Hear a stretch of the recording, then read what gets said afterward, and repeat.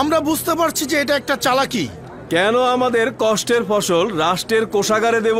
শুনে রাখো, আমি আমার এক মুঠো গমও কাউকে দেব না। তুমি যদি বিনামূল্যে কাউকে গম দিতে, তুমিও আমাদের মতোই গরিব হয়ে যেতে, সম্পদশালী থাকতে না।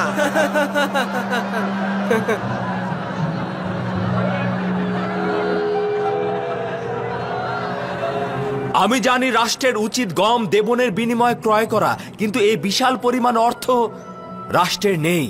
রাষ্ট্রের রয়েছে বিশাল জমি, তাই আমরা জমি বিনিময়ের মাধ্যমে আপনাদের কাছ থেকে গম ক্রয় করব। আজ আমি এসেছি আপনাদের সাথে পরামর্শ করতে। গুদাম ঘরগুলো কিভাবে বানাবো, শ্রমিক কিংবা মজুর, কারিগর কিংবা দায়িত্ব পালনকারী অথবা প্রতিনিধিকারী, তাদের বেতন ভাতা আমরা কোথা থেকে জোগাড় করব? আর যে সকল কৃষক নিজেদের জমিতে ফসল করবেন, তাদের কাছ থেকে কোন হারে গম ক্রয় করব?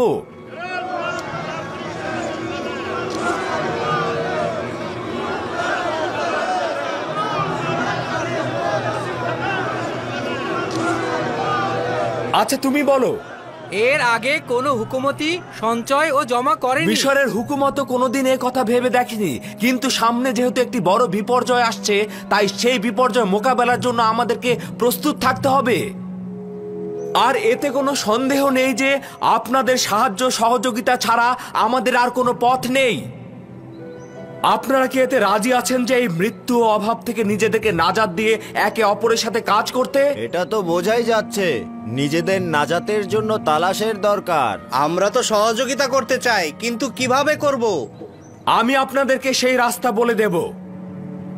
আমি প্রথমে যে বিষয়ে কথা বলতে চাই সেটা হচ্ছে কর। মিশরের অভিজাত ও ধনী সম্প্রদায় প্রতি বছর তাদের নিজেদের আয়ের একটি অংশ আয়কর হিসেবে মিশরের হুকুমতকে দিতে বাধ্য থাকেন। আমরা তাদের আয়কর কিছুটা মওকুফ করব, যারা তাদের আয়কর নির্দিষ্ট সময়ের পূর্বেই প্রদান করবেন, এবং যারা বিগত 4 বছরের আয়কর প্রদান করবেন তাদেরকে 2 বছরের আয়কর মওকুফ করে দেওয়া হবে। এবং কেউ যদি আগামী 7 বছরের কর অগ্রিম প্রদান করেন, তবে পরবর্তী 14 বছরের কর তার মওকুফ হয়ে যাবে। আরে এটা তো খুবই ভালো প্রস্তাব। আমরা 7 বছর পূর্বেই আমাদের সব আয়কর দিয়ে দেব। এটি তো আমাদের জন্য লাভজনক। 7 বছর আয়কর দিতে হবে না। হুকুমতের জন্য লাভজনক, এবং এটা দ্বারা মুশকিল আসান হবে। আরেকটি পন্থা অবশ্য রয়েছে, ফেরাউন বা পূর্ববর্তী রাষ্ট্রনায়কদের পন্থা অবলম্বন করা। আর সেটা হচ্ছে পার্শ্ববর্তী রাষ্ট্রে হামলা এবং সেখান থেকে লুণ্ঠনের মাধ্যমে গম ক্রয়ের প্রয়োজনীয় অর্থ সংগ্রহ করা। তবে সেক্ষেত্রে আপনাদের যুদ্ধের জন্য প্রস্তুত থাকতে হবে এবং যুদ্ধে অংশগ্রহণ করতে হবে। তার মানে কি দুর্ভিক্ষে ধ্বংস হওয়ার পূর্বেই আমরা কি নিজেদের যুদ্ধে জড়িয়ে ধ্বংস করে ফেলবো?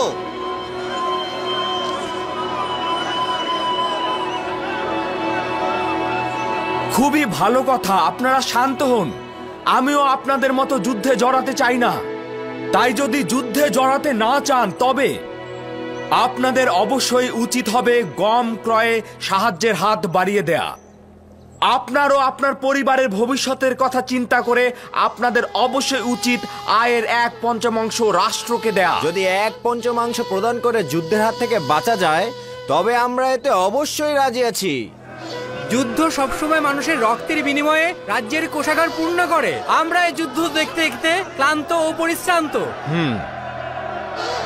দুরূদ আপনার উপরে জনাব ইউজারশিপ। দুরূদ আপনার উপরে জনাব ইউজারশিপ। দুরূদ আপনার উপরে জনাব ইউজারশিপ।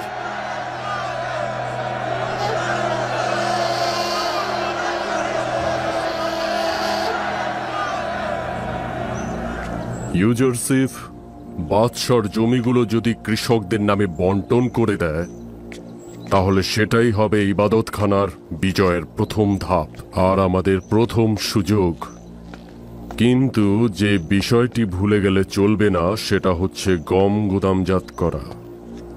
আমরা সাধারণত যে পরিমাণ গম সংগ্রহ করি তার চাইতেও বেশি সংগ্রহ করতে হবে। খুব দ্রুতই দেখতে পাবে যার কাছে অতিরিক্ত গমের ভান্ডার থাকবে, মিশরের ভাগ্য তার হাতে লেখা থাকবে। তার মানে কি প্রধান খাদেম ইউজারশিপের গম সম্পর্কিত দুর্ভিক্ষের ভবিষ্যৎবাণী বিশ্বাস করছেন? হ্যাঁ, দুইটি দলিলের কারণে বিশ্বাস করছি। প্রথমত, খোয়াবের ব্যাখ্যা ইউজারশিপ ছাড়া অন্য কেউ নির্ভুলভাবে তুলে ধরতে পারেনি। দ্বিতীয়ত, বিবেকবান মানুষ সতর্ক থাকে। আমরা আগামীকাল থেকে নিজেদের কয়েকজন প্রতিনিধি নিয়োগ করব গম ক্রয় করার জন্য। কাজটা খুব গোপনীয়ভাবে করতে হবে। যদি ইবাদতখানার গুদাম গমে ভরে ফেলা না হয়, তাহলে ভবিষ্যতে কিভাবে ইবাদতখানার স্বাধীনতা হেফাজত করব এবং কিভাবে ইউজারশিপের সঙ্গে লড়াই করব? ইবাদতখানার যদি নিজেদেরই রুটি না থাকে, তবে নিঃসন্দেহে ইউজারশিপের সামনে আমাদের মাথা অবনত করে থাকতে হবে।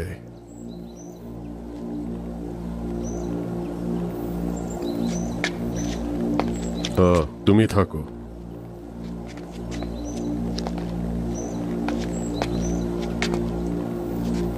একটি গুরুত্বপূর্ণ কাজের জন্য একটি লোক খুঁজে বের করতে হবে। আমার জন্য একটি কাজ আঞ্জাম দিতে হবে। আদেশ শিরোধার্য।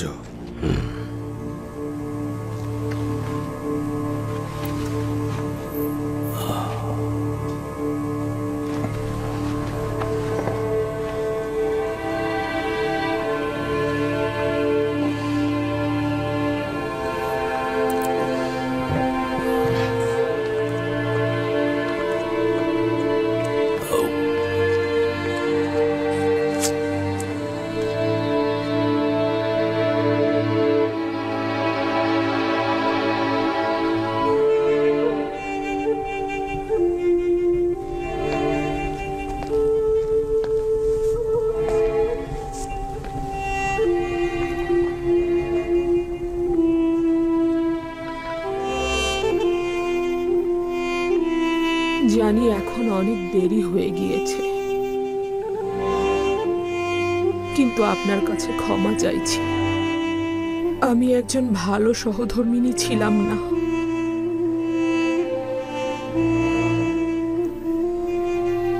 এবং আপনার মর্যাদার মূল্যও বুঝিনি, কিন্তু আপনি সব সময় মহান ছিলেন। এখন এই জীবনের শেষ মুহূর্তে আমাকে ক্ষমা করুন। আমি অনেক অন্যায় করেছি, আমাকে ক্ষমা করে দেবেন। তুমি আর আমরা দুজনেই ইউজারশিপের উপর জুলুম করেছি। আফসোস, যদি ইউজারশিপ এখানে থাকতো ক্ষমা চেয়ে নিতাম।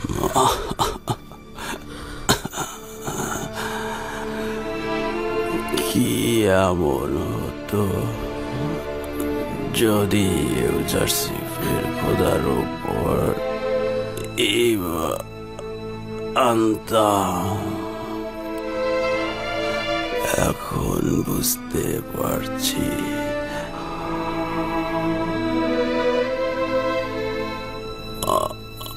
অনেক দেরি হয়ে গেছে।